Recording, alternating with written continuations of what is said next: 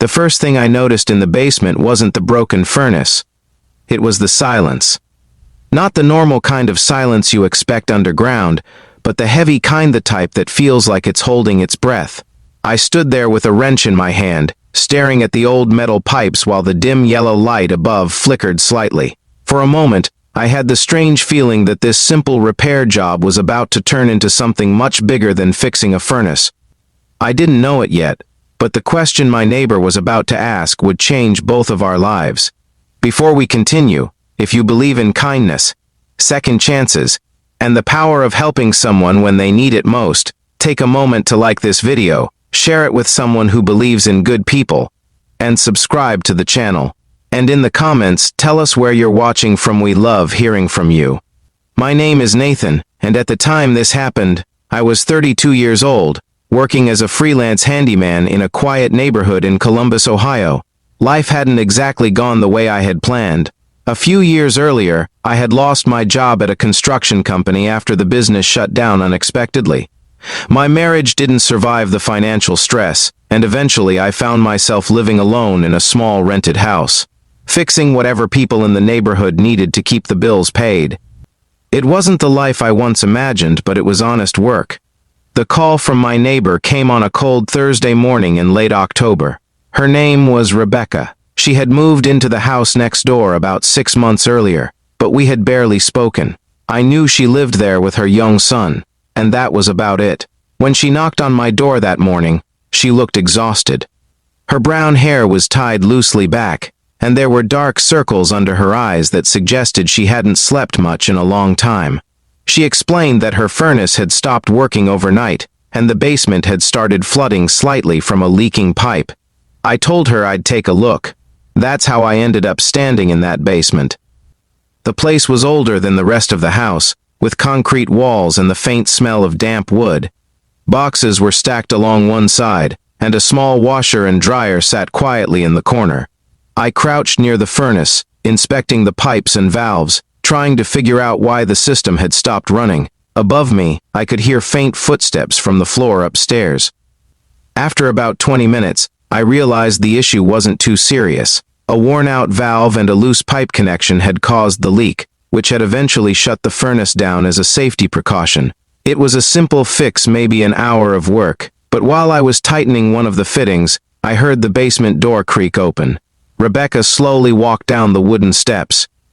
She stopped halfway down, watching me for a moment before stepping onto the concrete floor. Even in the dim light, I could see that she looked nervous. I wiped my hands on a cloth and told her the furnace would be fine soon. She nodded, but didn't respond right away. Instead, she stood there quietly, as if she were trying to decide whether or not to say something important. Then she asked a question that caught me completely off guard. She asked if I ever felt like life had quietly fallen apart without anyone noticing. At first, I didn't know what to say. It wasn't the kind of question you expect to hear while fixing a pipe in someone's basement, but the way she said it softly, almost like she was afraid of her own words, made it impossible to ignore. I set the wrench down and looked at her, and for the first time, I really saw the weight she had been carrying. She told me she had moved to the neighborhood after her husband passed away the year before. A sudden heart condition had taken him without warning. One day he was healthy, the next day he was gone. Since then, she had been trying to raise her 6-year-old son Mason by herself. She had taken 2 jobs just to keep the house. Most nights she barely slept. And lately the bills had been piling up faster than she could handle them. The furnace breaking was just the latest problem. But the real reason she came down to the basement wasn't the furnace. It was the loneliness. She admitted that she felt like she was slowly disappearing inside her own life. Every day was just survival, working, paying bills, caring for her son, trying not to break down in front of him. She said sometimes she wondered if anyone even noticed how hard she was trying. Standing there in that cold basement, I realized something painful. I did understand exactly what she meant. Because after my divorce and losing my job, I had spent years feeling invisible too. 2 people living 10 feet apart, both struggling in silence. And neither of us had noticed. I finished repairing the pipe and restarted the furnace a little while later. Warm air slowly began to move through the vents, filling the basement with a soft humming sound. but something else had changed too. Before I left, I told Rebecca that if she ever needed help with repairs around the house, she didn't have to worry about the cost right away. Neighbors should help neighbors. She tried to protest, but I insisted. That small moment started something unexpected.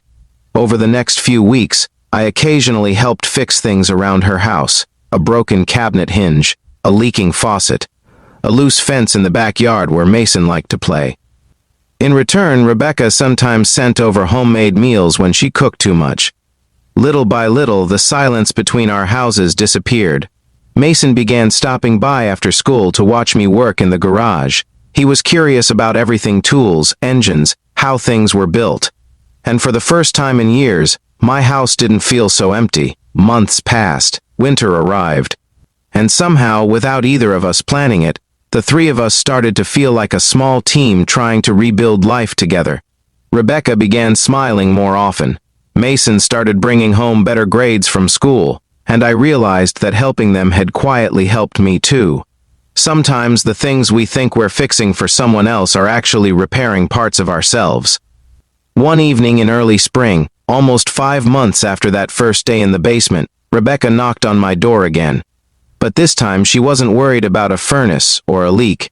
She simply handed me a small plate of cookies and thanked me for never pretending her struggles didn't exist. She said that question she asked me in the basement that day had been the moment she stopped feeling invisible, because someone had listened, and sometimes being heard is the first step toward healing. Before we finish this story, I want to ask you something important. If this story touched your heart even a little, please like the video, share it with someone who believes kindness still exists in the world, and subscribe to the channel so more people can hear stories like this. And here's a special request. In the comments, write the word hope, because sometimes hope starts in the most unexpected places: a quiet basement, a broken furnace, and one honest question between two strangers. Life didn't magically become perfect for us after that day. Bills still came, hard days still happened. But the difference was that none of us were facing them alone anymore. And sometimes, that's the miracle people really need. A reminder that even when life feels silent and heavy, there might be someone nearby who understands exactly what you're going through. All it takes is one moment of courage, and one simple question.